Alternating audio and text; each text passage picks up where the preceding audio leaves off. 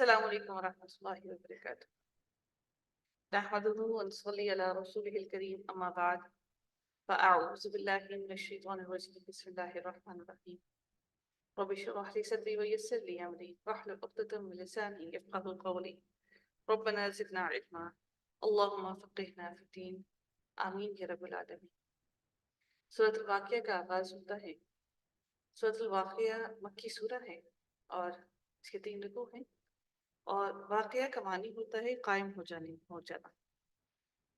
تو اللہ تعالیٰ اس سورہ کے اندر جو ارشاد کرتے ہیں اس کا آغاز ہی قیامت کی گھڑیوں کے بارے میں ہوتا ہے اور ہم دیکھتے ہیں کہ اللہ تعالیٰ اس کے اندر اس قیامت کی گھڑیوں کے بارے میں بتاتے کیسے کیا ہیں اور اس قیامت کے بارے میں کیا مزید ایکسپلینیشن ہے جو پوری اس قیامت کے بارے میں اس کی منظر کشی کس طرح سے اللہ تعالیٰ نے اس سورہ واقعہ کے اندر کی. بسم اللہ الرحمن الرحیم. اذا وقعت الواقعہ، جب قیامت قائم ہو جائے گی. وقعت الواقعہ، جب قیامت قائم ہو جائے گی. لیس لوقعتها کاذبہ، جس کے واقع ہونے میں کوئی جھوٹ نہیں ہے، اس میں کچھ مغالطہ نہیں ہے، نہ ہی ایسا ہے کہ وہ قائم نہ ہوگی. خافضۃ خافضۃ رافعہ، وہ پست کرنے والی اور بلند کرنے والی ہوگی. پستی اور بلندی سے مطلب ذلت اور عزت ہے، یعنی اللہ تعالیٰ کی اطاعت گزار بندوں کو یہ بلند اور نافرمانوں کو پست کر دے گی. اذا رجت الارض رجا، جبکہ زمین زلزلہ کے ساتھ ہلا دی جائے گی. وبست الجبال بسا، اور پہاڑ بالکل ریزہ ریزہ کر دیے جائیں گے. فکانت ہباء منبثا، پھر وہ مثل ایک سوردار ایک ایسے گرد کی طرح غبار کے ہو جائیں گے. ایسا غبار جس میں غبار جیسے صرف اور صرف آپ کو ایک دھواں ہی نظر آتا ہو، جیسے ڈسٹ ہی ہو. یعنی کہ اللہ تعالیٰ ان پہاڑوں کو ریزہ ریزہ کر کے بالکل ڈسٹ کی طرح بنا دیں گے. جو ڈسٹ ہوتی ہے مٹی، ڈسٹ ایک تو مٹی ہوتی ہے نا جو ہمارے جو ہم لوگ ڈسٹنگ کرتے ہیں نا اپنے فرنیچرز کے اوپر سے، اس طرح کے اللہ تعالیٰ ان پہاڑوں کو ڈسٹ بنا دیں گے. جو اتنے بڑے اونچے عالیشان پہاڑ کھڑے ہیں ان کو اللہ تعالیٰ ان ڈسٹ میں تبدیل کر دیں گے اور تم 3 جماعتوں میں ہو جاؤ گے. وَكُنْتُمْ أَزْوَاجًا ثَلَاثًا، 3 جماعتوں میں تبدیل ہو جاؤ گے. فَأَصْحَابُ الْمَيْمَنَةِ مَا أَصْحَابُ الْمَيْمَنَةِ، پہلا گروہ کون سا ہوگا؟ بس داہنے ہاتھ والے کیسے اچھے ہیں داہنے ہاتھ والے، یعنی کہ رائٹ ہینڈز والے. یعنی کہ رائٹ ہینڈز والے کیا مراد ہے کہ وہ لوگ جن کے نامہ اعمال رائٹ ہینڈ میں دیے جائیں گے. ایک گروہ یہ ہو گیا. وَأَصْحَابُ الْمَشْأَمَةِ وَمَا أَصْحَابُ الْمَشْأَمَةِ، اب دوسری قسم کون سی ہے؟ اور بائیں ہاتھ والے کیا حال ہے بائیں ہاتھ والوں کا؟ وَالسَّابِقُونَ السَّابِقُونَ، اور جو آگے والے ہیں وہ تو آگے والے ہی ہیں. السابقون کون سے ہیں؟ یعنی کہ 2 گروہ تو تبدیل ہو گئے، ایک دائیں ہاتھ والے ایک بائیں ہاتھ والے. ان دونوں گروہوں سے ایک گروہ آگے ہوگا جو سابقون ہوگا. سابقون کون سا گروہ ہوگا؟ وہ گروہ ہوگا جو ان دونوں سے آگے، یعنی کہ نیکیوں میں سبقت کرنے والے، وہ سب سے آگے کھڑے ہوں گے.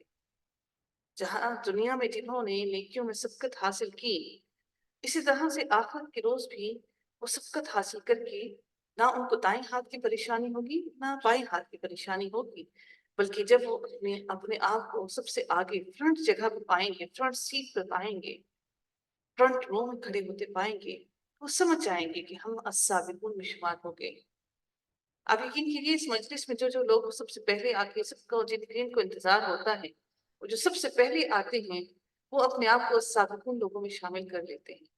میں صرف اس مجلس کی بات نہیں کر رہی، جو نیکی کرنے میں پہل کرتا ہے وہ باقی لوگوں کو رغبت دلاتا ہے اس نیکی کی طرف آنے کے، اور ان ریٹرن باقیوں کی بھی نیکیوں کا اجر اس کو بھی ملتا ہے. اس لیے سابقون لوگوں کی نیکیوں کا اجر بہت حد تک بہت آگے بڑھ جاتا ہے، بہت آگے چلے جاتے ہیں نیکیوں. ان کو نیکیوں کی کوئی کمی نہیں ہوتی کیونکہ وہ دوسروں کو بھی راغب کرتے ہیں اور وہ اس پریشانی میں مبتلا رہتے ہیں کہ اللہ تعالیٰ کو راضی کرتے ہیں. اللہ تعالیٰ ان السابقون لوگوں کو کے لیے فرماتے ہیں کہ اولئک المقربون، یہی لوگ ہیں جو مقرب لوگ ہیں، جن سے اللہ تعالیٰ نے محبت کر لی، جن سے اللہ تعالیٰ نے قرب کر لیا۔ پھر اللہ تعالیٰ ان کے لیے فرماتے ہیں کہ یہ لوگ جنت نعیم کے اندر ہوں گے۔ ثلۃ من الاولین، اب یہ جو تیسری بات کی جا رہی ہے، بہت بڑا گروہ تو اگلے لوگوں میں سے ہوگا، یعنی کہ بہت سے لوگ السابقون میں شامل ہو سکتے ہیں، اور ایک بہت بڑا گروہ آگے والے لوگوں میں سے ہوگا۔ اب ان سے مراد کون سے وہ لوگ ہیں جو آگے ہوں گے، جو سب سے آگے کھڑے ہوں گے؟ ان سے مراد مومنین ہیں۔ یہ تیسری قسم ہے جو ایمان قبول کرنے میں، سبقت کرنے میں اور نیکی کے کاموں میں بڑھ چڑھ کر حصہ لینے والے ہیں۔ اللہ تعالیٰ ان کو اپنا قرب خاص عطا کرے گا اور یہ سب سے آگے کھڑے ہوں گے۔ پھر رب باری تعالیٰ کا ارشاد ہوتا ہے کہ اور تھوڑے سے پچھلے لوگوں میں سے، یعنی کہ تھوڑے لوگ پچھلے لوگوں میں سے۔ اچھا، سلتن اس بڑے گروہ کو کہا جاتا ہے جس کا گننا ناممکن ہو، کہ آپ ان کی کاؤنٹنگ نہیں کر سکتے۔ کہا جاتا ہے کہ اولین سے مراد حضرت آدم علیہ السلام سے لے کر حضرت نبی اکرم صلی اللہ علیہ وآلہ وسلم تک کی امت کے لوگ ہیں، اور آخرین سے امت محمدیہ کے افراد ہیں۔ مطلب یہ ہے کہ پچھلی امتوں میں سابقین کا ایک بڑا گروہ ہے، کیونکہ ان کا زمانہ بہت لمبا ہے، جس میں ہزاروں انبیاء کے سابقین شامل ہیں۔ ان کے مقابلے میں امت محمدیہ کا زمانہ قیامت تک تھوڑا ہے، کہ ان کی عمریں آپ دیکھتے ہیں ہزاروں سال تک ان کی عمریں ہوتی ہیں۔ اس لیے ان میں سابقون کی بھی بنسبت گزشتہ امتوں کے نسبت تھوڑے ہوں گے۔ اب سوچئے کہ ہم ایسے فتنے کے دور میں مبتلا ہیں، ایسے فتنے کے دور میں ہیں کہ ہمارے لیے نیکیاں کرنا بھی بڑا مشکل ہمیں لگتا ہے، اور جو ہم نیکیاں کر لیتے ہیں ان کو محفوظ کرنا ہمارے لیے اس سے بھی زیادہ مشکل ہے۔ تو اب یہاں سے سوچئے کہ السابقون الاولون لوگوں میں پچھلی امتوں کے لوگ زیادہ ہوں گے، تو کیا ہمیں نہیں چاہیے کہ ہم بھی ان لوگوں میں شامل ہو جائیں؟ ان کو شاید یہ علم نہ ہوگا کہ السابقون ہو جائیں گے وہ۔ ہمیں تو اللہ تعالیٰ نے قرآن کے اندر ایک ایک چیز بیان کر دی کہ السابقون بن جاؤ۔ اور ایک حدیث میں آتا ہے کہ جب نبی اکرم صلی اللہ علیہ وآلہ وسلم نے فرمایا مجھے امید ہے کہ تم جنتیوں کا نصف ہوگے، تو یہ آیت تو یہ جو آیت ہے اوپر والی، یہ اس کے مخالف نہیں ہے، کیونکہ امت محمدیہ کے سابقین اور عام مومنین ملا کر باقی تمام امتوں سے جنت میں جانے والوں کا نصف ہو جائیں گے۔ اس لیے محض سابقون کی کثرت سابقہ امتوں سے حدیث میں بیان کرتا تعداد کی نفی نہیں ہوگی۔ تو اس سے مراد یہ ہے کہ ہم جانتے ہیں یہ بات بھی کہ باقی امتوں میں مشرکین بہت زیادہ تھے، لیکن ہم یہ بھی جانتے ہیں کہ نبی اکرم صلی اللہ علیہ وآلہ وسلم کی امت کے لوگوں میں بدت بھی بہت زیادہ ہے۔ ہم بدت کے ایسے مارے ہوئے ہیں کہ میں اگر کسی کو بھی یہ بیان کرنے کی کوشش بھی کرتی ہوں، سمجھانے کی بھی کوشش کرتی ہوں، اب سوچ نہیں سکتے کہ ان لوگوں کا رویہ کیسے ہوتا ہے۔ ان کی نفرت ان کی آنکھوں سے ظاہر ہوتی ہے، جیسے انسان آپ کے سامنے بیٹھا ہے بے بس، اور اس کی آنکھوں میں نفرت آپ دیکھ رہے ہیں، اور وہ کانوں میں اپنے ڈاٹس ڈال کر نہ سننا چاہتے ہیں، وہ غصے میں پھپھول رہے ہوتے ہیں، غصے میں بلبلا رہے ہوتے ہیں اندر ہی اندر۔ اور یہ سب سے زیادہ مجھے جو فیس کرنا پڑتا ہے نا، مجھے سب سے زیادہ اپنے قریبی رشتے داروں کو فیس کرنا پڑتا ہے۔ وہ بات کو قطعی نظر کر لیتے ہیں، بات کو سننا بھی نہیں چاہتے، قرآن کی کوئی دلیل بھی نہیں آئی تب بھی نہیں سنتے۔ ہم نے بڑی بات سن لی، ہم نے ہم نے بیانات سن لیے۔ میں ایک بات سے کہنا چاہوں گی کہ جس طرح سے اندھا اور دیکھنے والا برابر نہیں ہو سکتا، اندھا اور بصیرت والا برابر نہیں ہو سکتا، میں علم حاصل کرنے کی کوششوں میں ہوں۔ کامل علم صرف اللہ رب العزت کی ذات کے پاس ہے، لیکن اس کی نسبت جو انسان کہیں کبھی زندگی میں قرآن کو کھولتا ہو، جو انسان قرآن کا ترجمہ شاید ہی زندگی میں کبھی پڑھا ہو، شاید ہی، جس نے کبھی زندگی میں شاید ایک یا دو دفعہ کسی کا باز سن لیا ہو، اس کی نسبت تو تھوڑا سا علم میرا زیادہ ہوگا، تھوڑا سا تو مجھے بھی کچھ علم ہوگا، لیکن لوگ نہیں جانتے، نہیں سمجھنا چاہتے، وہ کہتے ہیں نہیں ہمیں علم ہے۔ کیوں؟ کہ وہ آپ کو کوئی اہمیت نہیں دیتے۔ پھر السابقون کی بات بہت دور چلی جاتی ہے۔ وہ بدعتوں میں مبتلا رہنا چاہتے ہیں. جو سب سے بڑی بات جس کا مجھے آج کل سب سے بڑا فیس کرنا پڑتا ہے وہ یہ ہے کہ روزہ جو ہے جو ہم بند کرتے ہیں جب آخری اذانیں چل رہی ہوتی ہیں، اذانوں کے بعد بھی 5 منٹ کا وقت ہوتا ہے، آپ آرام سے تسلی سے روزہ بند کر سکتے ہیں. آسمان پر جب روشنی پھوٹ نکلتی ہے تب تک آپ کے پاس وقت ہوتا ہے، آرام سے تسلی سے آپ کھائیے. ایسا ہرگز نہیں ہے. پھر یہ بھی حجت دی جاتی ہے کہ رمضان کے لیے 15 سے 20 25 منٹ کے لیے اذانیں پہلے دینا شروع کر دیتے ہیں. حالانکہ عام دنوں میں اذانیں جو ہیں وہ دیر سے ہوتی ہیں. جیسے ہی رمضان ختم ہوگا تو اذانوں کا ٹائم آگے بڑھا دیا جائے گا. تو یہ جو اذان ہوتی ہے یہ نماز کے لیے ہے، یہ روزہ بند کرنے کے لیے نہیں ہے. اللہ تعالیٰ ہم سب کو ہدایت نصیب فرمائے. آپ کے ہاں جب اذان ہو جائے تو اذان کے وقت میں صرف آپ کو اتنی اجازت ہے کہ جو آپ کے ہاتھ میں ہے آپ اس کو ختم کر سکتے ہیں. یہ مراد ہرگز نہیں ہے کہ آپ پیٹ بھر کے کھانا بھی کھا لیں، جو چائے کا کپ بھی اٹھائیں وہ بھی پی لیں. نو، دس از ناٹ الاؤڈ. اگر آپ سمجھتے ہیں کہ ہم ایسا ہی کریں گے تو ایسے روزے نہیں ہوتے.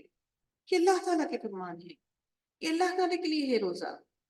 اور یہ اللہ تعالیٰ نے ہی ہمارے لیے سارے کے سارے حدود و قیود مقرر کر دیے ہیں. نہ آپ میرے لیے روزہ رکھ رہی ہیں نہ میں آپ کے لیے رکھ رہی ہوں. یہ اللہ تعالیٰ کے احکامات ہیں، ہم اسے روگردانی نہیں کر سکتے. آگے چلتے ہیں. اللہ رب العزت ارشاد فرماتے ہیں کہ ان لوگوں کے بارے میں اعلیٰ سرر موضونۃ، یہ لوگ سونے کے تاروں سے بنے ہوئے تختوں پر ایک دوسرے کے سامنے تکیہ لگائے بیٹھے ہوں گے. ان کے پاس ایسے لڑکے جو ہمیشہ لڑکے ہی رہیں گے آمد و رفت کریں گے. یعنی کہ وہ لڑکے ہی ہوں گے، وہ بڑے نہیں ہوں گے، اسی عمر میں رہیں گے، اسی ایج میں رہیں گے. وہ آپ خوری اور جگ لے کر، ایسا جام لے کر جو بہتی ہوئی شراب سے پر ہو.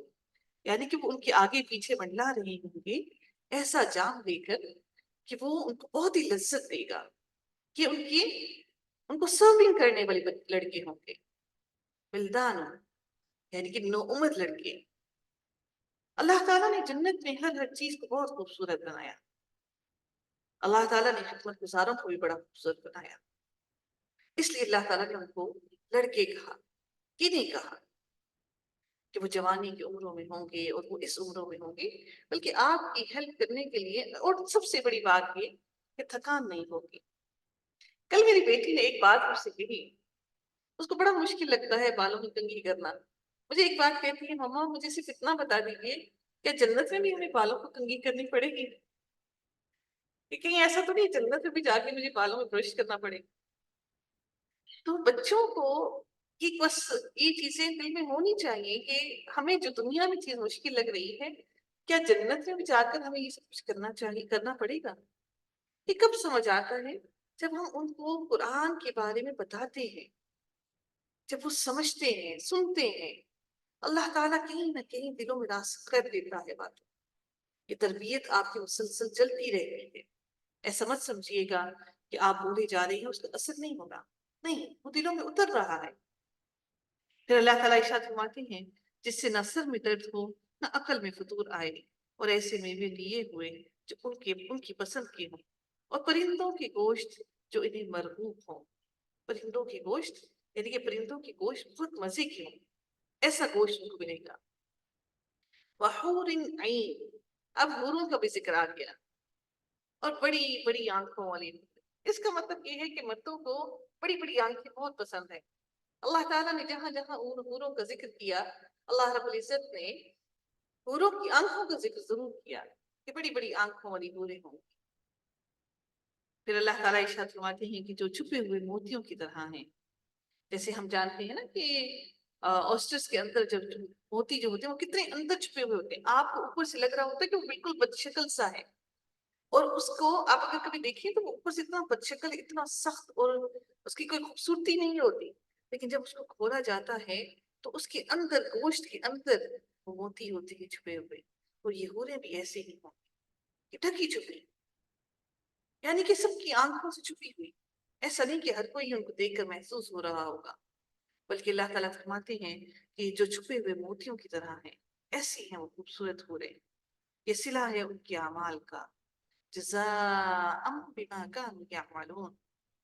نہ وہاں بکواس سنیں گے اور نہ گناہ کی کوئی بات سنیں گے، نہ کوئی لغو بات سنیں گے، نہ ہی وہ کوئی گناہ کی بات سنیں گے، صرف سلام ہی سلام کی آوازیں ہوں گی، الا قیلا سلاما سلاما، ہر طرف سارے کے سارے سلام ہی سلام کرتے رہیں گے۔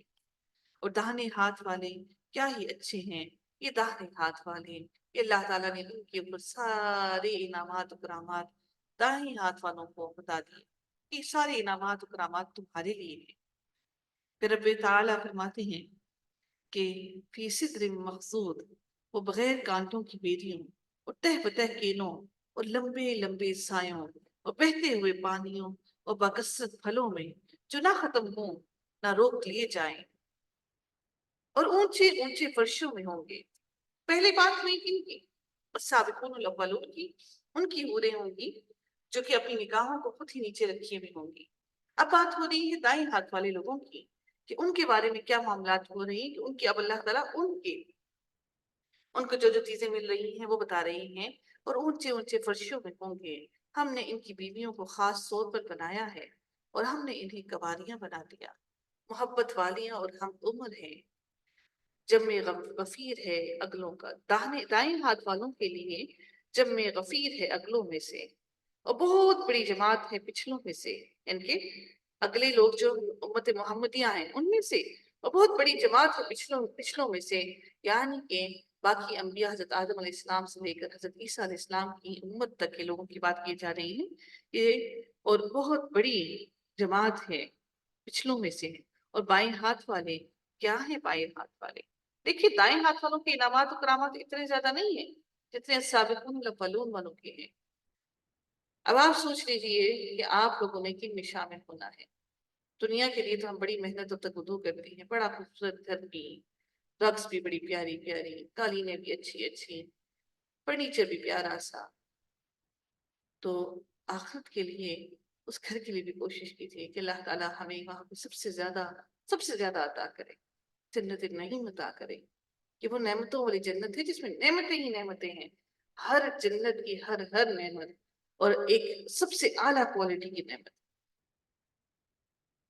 خواہش کی تھی اس جنت کی، اللہ تعالیٰ ہمیں بھی اس جنت کا مکین بنائے، ہمارے اہل و عیال کے ساتھ ہمیں اس کا مکین بنائے۔ رب باری تعالیٰ اب دائیں ہاتھ والوں کی بات کرتے ہیں، بائیں ہاتھ والوں کی۔ اور بائیں ہاتھ والے کیا ہیں؟ بائیں ہاتھ والے واصحاب الشمال، اصحاب الشمال کون سے لوگ ہیں؟ گرم ہوا اور گرم پانی میں ہوں گے، ہوا بھی گرم پانی بھی گرم، اور سایہ اور سیاہ دھوئیں کے سائے میں ہوں گے۔ ان کے سائے تو کیا ہوں گے؟ بڑے خوبصورت پیارے سائے ہوں گے، اور ان کے سائے کیا ہوں گے؟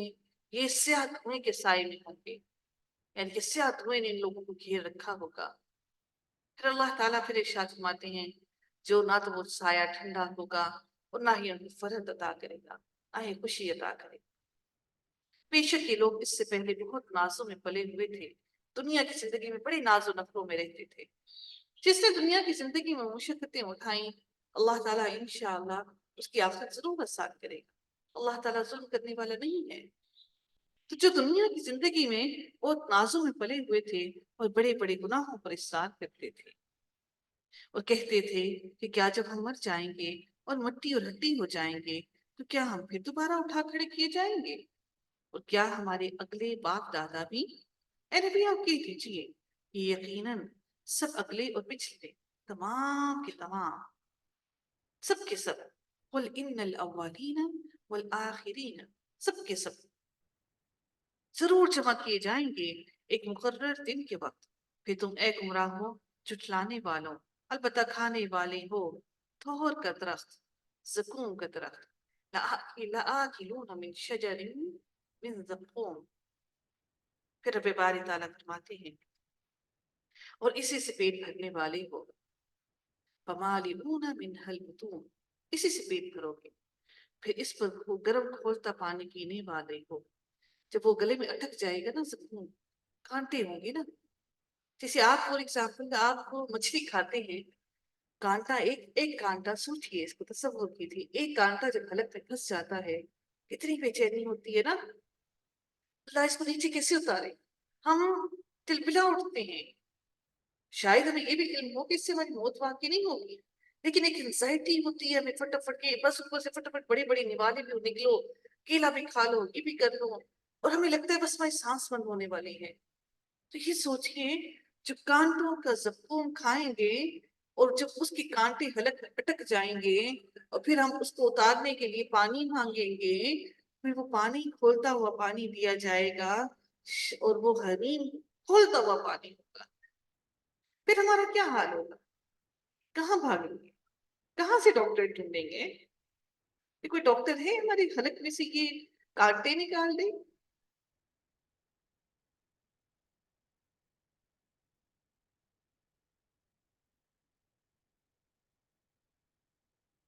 वहां तो मदद करने के लिए कोई रिश्ता नाता भी ना हो, किसको अपना फरसान हाल सुनाएंगे, हम किस तकलीफ में हैं, कहाँ से अपनी माओ को पुकारेंगे, ये माँ हम तकलीफ में हैं, कहाँ से अपने रब को पुकारेंगे कि "ऐ अल्लाह"। जो हमें सारी दुनिया के बाद एक उम्मीद होती है कि अल्लाह है जो हमें कहीं ना कहीं से उठा लेगा, कहीं ना कहीं से हमें मदद कर देगा, उसकी मदद आ जाएगी, और वो अल्लाह की मदद का आसरा हमें डिप्रेशन से रोकता है। फिर सोचिए ये बात, फिर क्या होगा, वहां तो अल्लाह की मदद भी नहीं। हम इस खुशफहमी में मुब्तला है कि हमने जन्नत में जाना है बस, इसका खौफ नहीं कि हम जहन्नुम में भी जा सकते हैं। रब्बे बारी ताला फरमाते हैं कि फिर इस पर गर्म खोलता पानी पीने वाले हो, फिर पीने वाले भी प्यास से ऊंटों की तरह, यानी कि जैसे ऊंट होता है ना प्यासा, तो पानी पीता ही जाता है, पीता ही जाता है, पीता ही जाता है, ये जमा कर ले पानी, मतलब उसकी प्यास बुझाने के लिए वो पीता ही जाता है बहुत ज्यादा। हालांकि बाकी जानवर भी बहुत पानी पीते हैं, टब के टब पानी पी जाते हैं, बकरी भी पानी ज्यादा पीती है, गाय उससे ज्यादा पानी पीती है, और ऊंट उन सब में ज्यादा पानी पीता है। तो अल्लाह ताला ने सबसे ज्यादा मिसाल किसकी दी। अब ऊंट की मिसाल क्यों दी, क्योंकि ऊंट सहरा में गर्म तपते हुए रेगिस्तान में होता है, और फिर जब उसको प्यास लगती है तो सोचिए कि अल्लाह ताला ने उसकी प्यास का बयान किया कि उसकी प्यास बाकी जानवरों से ज्यादा है, और फिर वो जब पानी पीता है तो फिर बहुत ज्यादा पानी पीता है कि अपनी प्यास को बुझा सके, क्योंकि इन जहन्नुम के लोग भी ऐसे ही सख्तियों में होंगे, गर्म, उनकी प्यास का भी अंदाजा अल्लाह ताला बता रही है कि उनकी प्यास का अंदाजा लगा लो कि वो ऐसे ही होगा जैसे ऊंट पीते हैं पानी, तो वो खोलता हुआ पानी ऐसे पियोगे तो क्यामत के दिन इनकी मेहमानी ये है। अल्लाह ताला फरमाते हैं हाज़ा नुज़ुलुहुम यौमद्दीन, ये मेरी मेहमानी है उन लोगों के लिए। हम ही ने तुम सबको पैदा किया है, फिर तुम क्यों यकीन नहीं रखते, तुम इस बात की तस्दीक क्यों नहीं करते। अच्छा फिर ये तो बतलाओ कि जो मनी तुम टपकाते हो, जो मनी का कतरा टपकाते हो और माँ औरत के रहम के अंदर, क्या इसका इंसान तुम बनाते हो। मनी का कतरा तो तुमने टपका दिया, अब तुम समझते हो क्या तुम उसमें से इंसान बनाते हो, क्या पैदा करने वाले हम ही हैं। हम ही ने तुम्हें मौत को मुतय्यन कर दिया है, और हम इससे हारे हुए नहीं हैं, हम हारे हुए नहीं हैं इससे, ना हम हार सकते हैं कि तुम्हारी जगह तुम जैसे और पैदा करते हैं, और तुम्हें नई सिरे से इस आलम में पैदा करें जैसे तुम बिल्कुल बेखबर हो। बेशक हम जानते हैं, लेकिन बेखबर है, हमें नहीं मालूम, हमने नहीं देखा अपनी आंखों से, लेकिन अल्लाह ताला कहते हैं कि मैं इस पर मुझे पूरा इख्तियार हासिल है, तुम अच्छे नहीं हो तो मैं तुम्हारी जगह औरों को बहुत दूर बुला सकता हूँ। तुम्हें यकीनी तौर पर पहली दफा की पैदाइश मालूम ही है, फिर क्यों इबरत हासिल नहीं करते। अच्छा,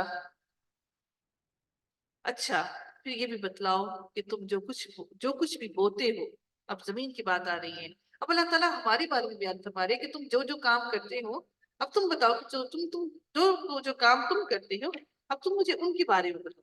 अच्छा फिर ये भी बतलाओ कि तुम जो कुछ जमीन में बोते हो, इसे तुम ही उगाते हो या हम उगाने वाले हैं। अगर हम चाहें तो इसे रेजा रेजा कर डालें, और तुम हैरत के साथ बातें बनाते ही रह जाओ। کہ ہم پر تو تاوان ہی پڑ گیا، کہ ہم پر تو تاوان ہی پڑ گیا، یعنی ہم نے پہلے زمین پر ہل چلا کر اسے ٹھیک کیا، پھر بیج ڈالا، پھر اسے پانی دیتے رہے، لیکن جب فصل کے پکنے کا وقت آیا تو وہ خشک ہو گئی اور ہمیں کچھ بھی نہ ملا۔ یعنی یہ سارا خرچ اور مال ایک تاوان ہی ہوا جو ہمیں برداشت کرنا پڑا۔ تاوان کا مطلب یہی ہوتا ہے کہ انسان کو اس کے مال یا محنت کا معاوضہ نہ ملے، بلکہ وہ یوں ہی ضائع ہو جائے یا زبردستی اس سے کچھ وصول کر لیا جائے۔ جب تاوان دیتے ہیں تو کیا کرتے ہیں؟ زبردستی پیسہ وصول کیا جاتا ہے نا، تو اللہ تعالیٰ وہ سارا کا سارا مال ان کا وصول کر لے گا اور اس کے بدلے میں اسے کچھ نہ دیا جائے، تو پھر وہ لوگ ایسے کہ بلکہ ہم بالکل محروم ہی رہ گئے۔ اچھا یہ بتاؤ کہ جس پانی کو تم پیتے ہو اسے بادلوں سے بھی تم ہی اتارتے ہو یا ہم برساتے ہیں؟ اگر ہماری منشا ہو تو ہم اسے کڑوا زہر کر دیں، پھر تم ہماری شکر گزاری کیوں نہیں کرتے؟ اگر ہم چاہیں تو ہم اس کو کڑوا کر دیں زہر کی طرح۔ اچھا ذرا یہ بھی بتاؤ کہ جو آگ تم سلگاتے ہو اس کے درخت کو تم نے پیدا کیا ہے یا ہم اس کے پیدا کرنے والے ہیں؟ ہم نے اسے سبب نصیحت اور مسافروں کے فائدے کی چیز بنایا ہے۔ بس اپنے بہت بڑے رب کے نام کی تسبیح کیا کرو، اپنے رب کے نام کی تسبیح کیا کرو۔ فسبح بسم ربک العظیم، بس میں قسم کھاتا ہوں ستاروں کے گرنے کی، اور اگر تمہیں علم ہو تو یہ بہت بڑی قسم ہے۔ کتنی بڑی بات اللہ تعالیٰ نے فرما دی، فلا اقسم، کہ قسم کھاتا ہوں ستاروں کے گرنے کی، اگر تمہیں علم ہو تو یہ بہت بڑی قسم ہے کہ بے شک یہ قرآن بہت بڑی عزت والا ہے جو ایک محفوظ کتاب میں درج ہے جسے صرف پاک لوگ ہی چھو سکتے ہیں۔ اب اس سے مراد، بہت سے لوگ کہتے ہیں جی کہ اس سے مراد یہ ہے کہ ہم لوگ حیض کی حالت میں قرآن کو نہیں چھو سکتے۔ اس سے مراد یہ نہیں ہے، اس سے مراد یہ ہے کہ مشرکین کہا کرتے تھے نبی اکرم صلی اللہ علیہ وآلہ وسلم سے کہ قرآن جو ہے وہ شیاطین آپ کے پاس لے کر آئے ہیں اور اس کو شیاطین لے کر اترتے ہیں آسمانوں سے۔ اللہ تعالیٰ نے فرمایا کہ یہ قرآن جو لوح محفوظ میں درج ہے، یعنی کہ اوپر سے جو لوح محفوظ سے اترا ہے، اسے صرف پاک ہی چھو سکتے ہیں، لوگ کی بات نہیں کی جا رہی، صرف پاک ہی چھو سکتے ہیں، یعنی کہ وہ پاک لوگ جو ہیں، طاہر لوگ جو ہیں، وہ اس کو لے کر اترے ہیں۔ وہ کون ہیں؟ فرشتے۔ اگر یہ بات نہ ہوتی جو اس کے بارے میں مغالطہ کیا جاتا ہے کہ ہم عورتیں اس حالت میں قرآن کو نہیں سیکھ سکتی ہیں، تو پھر اللہ تعالیٰ نے اگلی آیت میں کیا فرمایا؟ تنزیل من رب العالمین، یہ رب العالمین کی طرف سے اترا ہوا ہے۔ سمجھ لیجئے کہ آغاز ہوا آیت نمبر 77 سے لے کر 1 تک پورا ایک ہی ٹاپک ہے، ایک ہی بات ہے۔ ایسا ممکن نہیں ہے کہ بیچ میں ہی کوئی اور بات، عورتوں کی بات کر دی جائے۔ نو، دس از ناٹ پاسبل۔ آپ لوگوں کے سامنے جو آیت ایک آ جاتی ہے نا، جب لوگ ریفرنس دینا شروع کر دیتے ہیں، ایسا ہو ہی نہیں سکتا کہ آپ پچھلے اور اگلی بات کو چھوڑ کر بیچ میں سے کوئی آیت اٹھا کر دے دیں اور کہیں کہ جی قرآن میں یہ لکھا ہوا ہے۔ نو، اٹس ناٹ پاسبل۔ جب آپ کسی آیت کا ترجمہ پڑھیں تو اس کی پچھلی اور اگلی آیتوں کو لازمی پڑھا کیجیے کہ اللہ تعالیٰ کس بارے میں بیان کر رہی تھی، تو بیچ میں یہ آیت آئی۔ اللہ تعالیٰ فرشتوں کی بات کر رہی ہیں، قرآن کا لوح محفوظ میں ہونا بات کر رہی ہیں، قرآن کے نزول کے بارے میں بات کر رہی ہیں، تو اس کے درمیان میں عورتیں کہاں سے آ گئی؟ کامن سینس کی بات ہے نا۔ آپ کوئی ایسے لکھ رہی ہیں، آپ اپنی فار ایگزامپل آپ کوئی ایسے لکھ رہی ہیں، آپ اس پر کانسٹیٹیوشن آف پاکستان پر لکھ رہی ہیں، کانسٹیٹیوشن آف پاکستان لکھتے لکھتے لکھتے لکھتے آپ آگے پاکستان کے اس کے اندر لباس کے اندر آ گئی، یا پھر کانسٹیٹیوشن آف پاکستان کے بجائے آپ کچھ اور امریکہ کی باتیں کرنا شروع کر دی، تو ایسا تو پاسبل نہیں ہو سکتا۔ تو ہم اگر اپنے ایسیز کے اندر ایسی چیزیں نہیں ڈال سکتے ہیں، تو پھر قرآن کے اندر ایسے کیسے ممکن ہو سکتا ہے کہ ایک بات کرتے کرتے ہی اللہ تعالیٰ نے کوئی اور بات بیچ میں شروع کر دی؟ ابھی تک ہم نے یہ سارا پڑھ لیا قرآن، ایسا نہیں ہوتا۔ اس کے پیچھے اور آگے آپ کو لازمی پڑھنا چاہیے کہ اللہ تعالیٰ نے کیا بیان ہو رہا ہے ان آیتوں کے اندر۔ رب باری تعالیٰ ارشاد فرماتے ہیں کہ یہ رب العالمین کی طرف سے اترا ہوا ہے، بس کیا تم ایسی بات کو سرسری اور معمولی سمجھ رہے ہو اور اپنے حصے میں یہی لیتے ہو کہ جھٹلاتے پھرو؟ بس جب روح نرخرے تک پہنچ جائے، نرخرے ہوتا ہے کہ جو ہماری حلق کے اندر جہاں سے ہمارے حلقوں، کہ جب ہمارے حلقوں یعنی کہ نرخرے تک ہماری روح جب پہنچ جاتی ہے، اب اس کے بارے میں ارشاد باری تعالیٰ ہوتا ہے کہ اور تم اس وقت آنکھوں سے دیکھتے رہو، ہم اس شخص سے بنسبت تمہارے بہت زیادہ قریب ہوتے ہیں۔ اب ڈاکٹرز ہیں، کھڑے ہیں سارے کے سارے ڈاکٹرز، ان کی بھی آخر ماں باپ کا انتقال ہوتا ہے، قریبی رشتہ داروں کا انتقال ہوتا ہے، وہ کھڑے ہوئے دیکھ رہے ہوتے، بے بس ہوتے ہیں، کچھ کر نہیں پاتے۔ اللہ رب العزت ارشاد فرماتے ہیں تم سارے اس کے قریب کھڑے ہو، بیٹھے ہو، آس پاس ہو، اس کے ساتھ منہ کے ساتھ منہ لگا کے بیٹھے ہو، اس کے ہاتھوں کو اپنے ہاتھ میں لے کر کھڑے ہو، پھر بھی اللہ تعالیٰ فرماتے ہیں کہ ہم اس شخص سے بنسبت تمہارے بہت زیادہ قریب ہو، لیکن تم نہیں دیکھتے۔ وَنَحْنُ أَقْرَبُ إِلَيْهِ مِنْكُمْ وَلَكِنْ لَا تُبْصِرُونَ۔ بس اگر تم کسی کی زیر فرمان نہیں اور اس قول میں سچے ہو تو ذرا اس کی روح کو لوٹاؤ تو صحیح، اس کی روح جو بے بس ہو رہی ہے تمہارے ہاتھوں، اس کے جسم سے نکلنے کی کوشش کر رہی ہے، تو اس کی روح کو واپس لوٹاؤ تو صحیح، واپس اس کی جو پنڈلیاں آپس میں جڑ رہی ہیں ان کو واپس ان پنڈلیوں میں جان ڈالو تو صحیح۔ پھر رب باری تعالیٰ فرماتے ہیں کہ بس جو کوئی بارگاہ الہی سے قریب کیا ہوا ہوگا اسے تو راحت ہے اور غذائیں ہیں اور آرام والی جنت ہے، اور جو شخص داہنے ہاتھ والوں میں سے ہے تو بھی سلامتی ہے تیرے لیے کہ تو داہنے والوں میں سے ہے، لیکن اگر کوئی جھٹلانے والوں گمراہوں میں سے ہے تو کھولتے ہوئے گرم پانی کی مہمانی ہے اس کے لیے، وہ دوزخ میں جانا ہے۔ یہ خبر سراسر حق اور قطع یقینی ہے، یہ خبر سراسر حق اور قطع یقینی ہے، بس تو اپنے عظیم الشان پروردگار کی تسبیح کر، وسبح باسم ربک العظیم، سبحان اللہ وبحمدہ سبحان اللہ العظیم۔ یہ جو آیت ہے نا کہ فسبح باسم ربک العظیم، آپ یہ اپنے رکوع میں بھی پڑھ سکتے ہیں، فسبح باسم ربک العظیم، اور اسی طرح سے آپ اس میں نبی کریم صلی اللہ علیہ وآلہ وسلم نے فرمایا ہے کہ سبحان اللہ وبحمدہ سبحان اللہ العظیم، یہ الفاظ زبان پر ہلکے اور اپنے ترازو میں بہت بھاری ہیں، تو یہ والی جو تسبیح ہے یہ آپ اپنے رکوع میں بھی پڑھ سکتے ہیں اور سجدے کے اندر فسبح باسم ربک الاعلی بھی پڑھ سکتے ہیں، ٹھیک ہے۔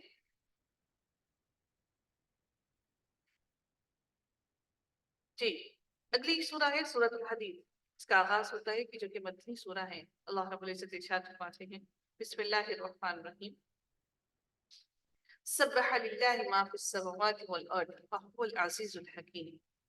آسمانوں اور زمین میں جو ہے سب اللہ تعالیٰ کی تسبیح کر رہے ہیں، وہ زبردست باحکمت ہے۔ آسمانوں اور زمین کی بادشاہت اسی کی ہے، وہی زندگی دیتا ہے اور موت بھی، اور وہ ہر چیز پر قادر ہے، وہی پہلے ہے اور وہی پیچھے ہے، وہی ظاہر ہے اور وہی مخفی ہے چھپا ہوا، اور وہ ہر چیز کو بخوبی جاننے والا ہے، یعنی کہ وہی اول ہے، یعنی اس سے پہلے کچھ نہ تھا، اللہ تعالیٰ سے پہلے کچھ بھی نہ تھا، وہی آخر ہے، یعنی جب کچھ بھی نہ رہے گا سب کچھ ختم ہو جائے گا تو وہی باقی رہے گا، وہی ظاہر ہے، یعنی وہ سب کچھ ہر چیزوں پر غالب ہے، اس پر کوئی غالب نہیں آ سکتا، وہی باطن ہے، یعنی باطن کی ساری باتوں کو صرف وہی جاننے والا ہے، یا لوگوں کی نظروں اور عقلوں سے، جو لوگوں کی نظروں اور عقلوں سے مخفی ہے، چھپا ہوا ہے۔ نبی کریم صلی اللہ علیہ وسلم نے اپنی صاحبزادی فاطمہ رضی اللہ تعالیٰ عنہ کو دعا پڑھنے کی تاکید فرمائی، وہ کیا دعا ہے؟ اللہم رب السماوات السبع ورب العرش العظیم، یہ کافی لمبی صحیح مسلم کی دعا ہے، تو نبی کریم صلی اللہ علیہ وسلم نے حضرت فاطمہ کو اس دعا کو پڑھنے کی تاکید کی کہ آپ کی دعا پڑھا کیجیے، اس دعا میں جو ادائیگی قرض کے لیے مسنون ہے، اول و آخر اور ظاہر و باطن کے لیے، جو قرض کی ادائیگی کے لیے انسان چاہتا ہے تو اس کے لیے بھی چاہیے، اس کو بھی چاہیے کہ یہ والی دعا پڑھا کرے۔ آگے ارشاد باری تعالیٰ ہوتا ہے کہ وہی ہے جس نے آسمانوں اور زمین کو 6 دن میں پیدا کیا، پھر عرش پر مستوی ہو گیا، وہ خوب جانتا ہے اس چیز کو جو زمین میں جائے اور جو اس سے نکلے اور جو آسمان سے نیچے آئے اور جو کچھ چڑھ کر اس میں جائے، اور جہاں کہیں تم ہو وہ تمہارے ساتھ ہے، اور جو تم کر رہے ہو اللہ تعالیٰ سب کچھ دیکھ رہا ہے۔ یعنی زمین میں بارش کے جو قطرے اور غلہ لے کر آتے ہیں، میوے لے کر آتے ہیں، اللہ تعالیٰ ان کی کیفیت کو بھی جانتا ہے۔ اور پھر اس کے بعد اللہ تعالیٰ ارشاد فرماتے ہیں جو درخت چاہے وہ پھلوں کے ہوں یا غلوں کے ہوں، اللہ تعالیٰ ان سب کو جتنے بھی ہیں جب ان کو زمین سے باہر نکالتا ہے وہ اس پر بھی قدرت رکھتا ہے۔ اور پھر بارش، اولے، برف، تقدیر اور وہ احکامات جو فرشتے لے کر اترتے ہیں، اللہ تعالیٰ کے ہی اختیار سے آتے ہیں۔ فرشتے انسانوں کے جو عمل لے کر چڑھتے ہیں، جس طرح حدیث میں آتا ہے کہ اللہ تعالیٰ کی طرف رات کے عمل دن سے پہلے اور دن کے عمل رات سے پہلے چڑھتے ہیں، یعنی کہ روزانہ کے عمل آپ کے روزانہ ہی اوپر آسمانوں میں چڑھتے ہیں۔ یعنی تم خشکی میں ہو یا تری میں ہو، رات ہو یا دن ہو، گھروں میں ہو یا صحراؤں میں ہو، ہر جگہ ہر وقت وہ اپنے علم سے، اور اللہ تعالیٰ علم کے لحاظ سے تمہارے ساتھ ہے، علم کے لحاظ سے، خود نہیں، علم کے لحاظ سے ساتھ ہے، یعنی تمہارے ایک ایک عمل کو اللہ تعالیٰ دیکھتا ہے، ایک ایک چیز کو تمہارے کو دیکھتا ہے۔ پھر رب باری تعالیٰ ارشاد فرماتے ہیں لہو ملک السماوات والارض، آسمانوں کی اور زمین کی بادشاہی اسی کی ہے اور تمام کام اسی کی طرف لوٹائے جاتے ہیں۔ وہی رات کو دن میں لے جاتا ہے اور پھر وہی دن کو رات میں داخل کر دیتا ہے، اور سینوں کے بھیدوں کا وہ پورا عالم ہے، جاننے والا ہے۔ اللہ پر اور اس کے رسول پر ایمان لے آؤ اور اس مال میں سے خرچ کرو جس میں اللہ نے تمہیں دوسروں کا جانشین بنایا ہے، بس تم میں سے جو ایمان لائیں اور خیرات کریں انہیں بہت بڑا ثواب ملے گا۔ تم اللہ پر ایمان کیوں نہیں لاتے حالانکہ خود رسول تمہیں اپنے رب پر ایمان لانے کی دعوت دے رہا ہے، اور اگر تم مومن ہو تو وہ تو تم سے مضبوط عہد و پیمان بھی لے چکا ہے۔ اللہ تعالیٰ تم سے مضبوط عہد و پیمان بھی لے چکا ہے۔ وہ اللہ ہی ہے جو اپنے بندوں پر واضح آیتیں اتارتا ہے تاکہ وہ تمہیں اندھیروں سے نور کی طرف لے جائے۔ یقیناً اللہ تعالیٰ تم پر نرمی کرنے والا، رحم کرنے والا ہے۔ تمہیں کیا ہو گیا ہے جو تم اللہ کی راہ میں خرچ نہیں کرتے؟ اے انسان تمہیں کیا ہو گیا ہے کہ تم اللہ کی راہ میں خرچ نہیں کرتے؟ دراصل آسمانوں اور زمین کی میراث کا مالک تنہا اللہ ہی ہے۔ تم میں سے جن لوگوں نے فتح سے پہلے فی سبیل اللہ کیا ہے اور قتال کیا ہے وہ دوسروں کے برابر نہیں ہیں۔ یہ اس میں صلح حدیبیہ اور یا پھر فتح مکہ کے بارے میں بیان کیا جا رہا ہے، تو مفسرین اس بارے میں اختلاف رکھتے ہیں، ٹھیک ہے، کہ بلکہ ان سے بہت بڑی درجے کے ہیں جنہوں نے فتح کے بعد خیراتیں دی اور جہاد کیے۔ ہاں، بھلائی کا وعدہ تو اللہ تعالیٰ کا ان سب سے ہے، جو کچھ تم کر رہے ہو اس سے اللہ تعالیٰ باخبر باخبر ہے۔ کون ہے جو اللہ تعالیٰ کو اچھی طرح قرض دے پھر اللہ تعالیٰ اسے اس کے لیے بڑھاتا چلا جائے؟ قرض حسنہ کی بات کی جا رہی ہے، اور اس کے لیے پسندیدہ اجر ثابت ہو جائے۔ اللہ تعالیٰ پھر ارشاد فرماتے ہیں کہ قیامت کے دن تو دیکھے گا کہ مومن مردوں اور عورتوں کا نور ان کے آگے آگے اور ان کے دائیں دوڑ رہا ہوگا۔ آج تمہیں ان جنتوں کی خوشخبری ہے جن کے نیچے نہریں بہہ رہی ہیں، جن میں ہمیشہ کی رہائش ہے۔ یہ ہے بڑی کامیابی، یعنی کہ جب پل صراط پر جا رہی ہوں گے نا تو حشر کے میدان میں ان کے آگے پیچھے چاروں طرف مومن لوگوں، مردوں اور عورتوں کے نور ہی نور پھیلا ہوگا۔ اس دن منافق مرد اور عورت ایمان والوں سے کہیں گے کہ ہمارا انتظار تو کرو کہ ہم بھی تمہارے نور سے کچھ روشنی حاصل کر لیں۔ یہ پل صراط پر کہیں گے